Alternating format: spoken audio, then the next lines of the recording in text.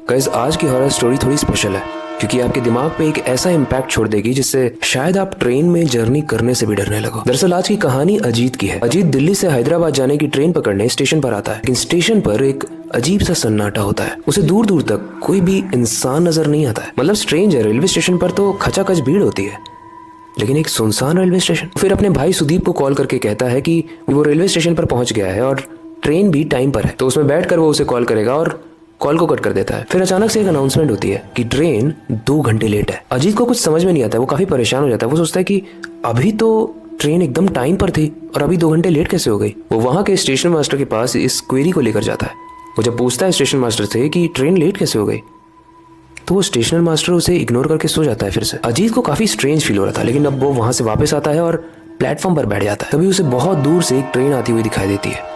अजीत को लगता है शायद ये मेरी ही ट्रेन है, लेकिन स्ट्रेंज बात ये थी कि उस ट्रेन के अंदर कोई भी लाइट नहीं जल रही थी। मतलब पूरी की पूरी ट्रेन एकदम ब्लैक अंदर से भी। एक और स्ट्रेंज बात ये थी कि उसमें कोई भी पैसेंजर नहीं था।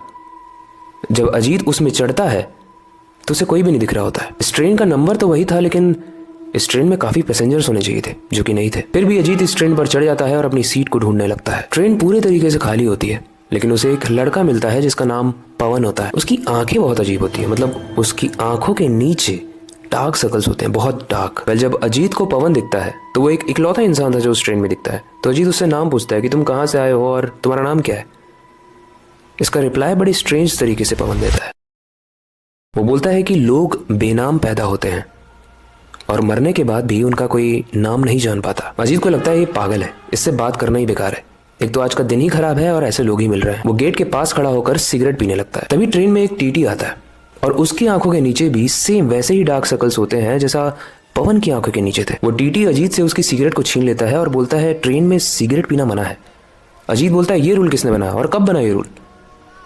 वो टीटी बोलता है ईटानगर स्टेशन आने दो, तुम्हें सब समझ में आ जाएगा। अजीत को वैसे तो कुछ समझ में नहीं आता है। वो अपनी सीट पर आकर बैठ जाता है।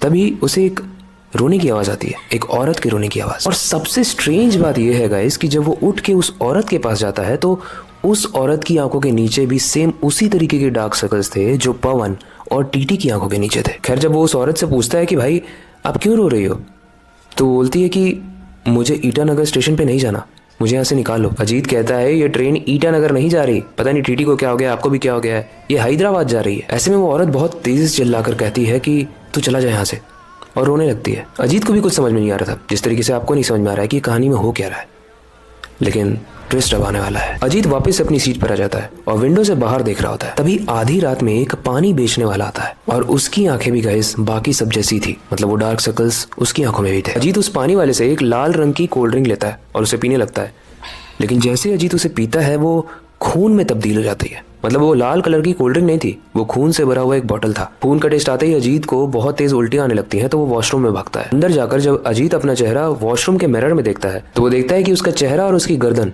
खून से भरा हुआ है। ऐसे में जब वो पैनिक होकर चिल्ला देता है कि ये सब क्या हो रहा है मेरे साथ, तो वो टीटी जो उसे थोड़ी देर पहले मिला था वो उसके पास आकर कहता है चिल्लाओ मत, चुप रहो वरना वो आ जाएगा। अजीत को कुछ समझ में नहीं आता है। वो चुपचाप अपनी सीट पर आकर बैठ जाता है और अपने कैमरे को ऑन कर लेता है। वो बोलता है कि ये सब लोग जो मेरे साथ मस्ती कर रहे हैं ना, इनको मैं एक्सपोज करूंगा। लेकिन उससे पहले वो अपने मोबाइल में फ्रंट कैमरा को ऑन करता है और अपने फेस को चेक करता है। अभी थोड़ी देर पहले उसने वॉशरूम में देखा था तो पूरा मुंह और गला खून से लथपथ था, लेकिन मोबाइल में तो सब कुछ ठीक दिख रहा है। अजीत को ये समझ में नहीं आ रहा है कि हो क्या रहा है आज में उसके साथ। अजीत अपनी सीट पर ही सोने की कोशिश करने लगता है और थोड़ी ही देर में ये अनाउंसमेंट होती है कि ट्रेन ईटानगर पर पहुंचने वाली है। तभी अजीत देखता है कि पवन यानी वो लड़का जो उससे सबसे पहले मिला था वो उठकर गेट के पास जाने लगता है। तो अजीत उस बंदे का पीछा करता है और एकदम अजीब तरीके से वो पवन और वो औरत जो रो रही थी वो चलती ट्रेन से कूद जाते हैं और चिल्ला कर कह रहे हैं अजीत से कि तुम्हें भी मरना होगा। अजीत काफी डर जाता है और वो उन दोनों को देख रहा है और वो दोनों डिस्टेंस जैसे जैसे बढ़ रहा है छोटे होते जा रहे हैं। लेकिन तभी जब अजीत वापस से पीछे मुड़ता है वो टीटी उसके पीछे खड़ा होता है और वो बोलता है अब तुम्हारी बारी है। अजीत चिल्लाकर बोलता है कि मुझे मत मारो, मैंने कुछ नहीं किया है। लेकिन वो टीटी उसे ट्रेन से धक्का देकर गिरा देता है। लेकिन तभी अचानक से अजीत की आंख खुल जाती है। अब वो सोचता है कि ये सपना था या सच था। वेल ट्रेन स्टेशन पर रुकती है और जैसे ही अजीत स्टेशन पर उतरता है उस स्टेशन का नाम था ईटानगर रेलवे स्टेशन। तभी उसे सुदीप का कॉल आता है, भैया आप ठीक हो। अजीत बोलता है हाँ मैं ठीक हूँ, क्यों क्या हुआ। सुदीप बोलता है कि भैया आप जिस ट्रेन में जा रहे थे ना वो ईटानगर में पलट गई है और सब मर चुके हैं। तो इसलिए मैं डर गया था, इसलिए मैंने आपको कॉल किया। अजीत के होश उड़ जाते हैं और जब वो पीछे मुड़कर देखता है तो वो किसी चलती हुई ट्रेन या रुकी हुई ट्रेन में से नहीं उतर रहा था। वो वैसी ट्रेन में से निकल कर आया था जो पलट चुकी है और जिसमें सब लोग मर चुके हैं। और जो लोग उसे डार्क सर्कल में दिखाई दे रहे थे, यानी वो पवन, वो लड़का, वो रोती हुई औरत, वो टीटी, उन सब की लाशें वहां पर पड़ी हुई थी। वैसे इस कहानी के बहुत सारे इंटरप्रिटेशंस निकल सकते हैं, लेकिन मैं आप पे छोड़ता हूं। आपको क्या लगता है, क्या अजीत मर चुका है और मरने के बाद उसकी आत्मा ईटानगर पे उतरी है, या उस एक्सीडेंट में वो किस तरीके से बच गया और बाहर निकल के देख रहा है तो वो देख रहा है कि वो सारे लोग मरे हुए हैं लेकिन वो जिंदा है। इन दोनों ऑप्शन में से आपको क्या लगता है, आप कमेंट सेक्शन में जरूर बताना। बहुत इंटरेस्टिंग होगा, देखते हैं डिकोड कौन कर पाता है। इस स्टोरी से रिलेटेड कोई फीडबैक हो या आपको ये स्टोरी कैसी लगी वो बताना हो तो आप कमेंट सेक्शन में जरूर बताना। बाकी वक्त आ चुका है इस वीडियो को एंड करने का और नई वीडियो पर काम शुरू करने का, लेकिन जाने से पहले मैं बस एक ही चीज़ कहना चाहूँगा, अपनी क्यूरियोसिटी को डाई मत होने देना, नई चीज़ें सीखते रहना, अपने बेड के नीचे